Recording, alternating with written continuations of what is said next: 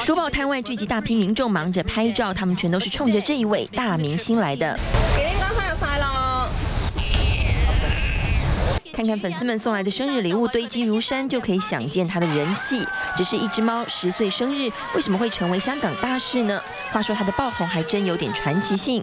2012年曾經一度失蹤達大半個月，當時主人透過網絡協尋，引發香港全城找貓。回來之後，因此成為尖沙咀當地名貓，更因為它的毛色像奶油一樣 ，cream 的廣東話發音就是紀廉，因此被取名為紀廉哥，從此一炮而紅，還曾受邀到 CNN 香港攝影棚受訪。The celebrity seems unimpressed with CNN. 紀廉哥不僅廣告代言接不完，最近還紅到日本，受邀去當地的貓精品店當店長。我呢就會同太太呢14號呢就會飛過去日本啦，15號同佢做個儀式。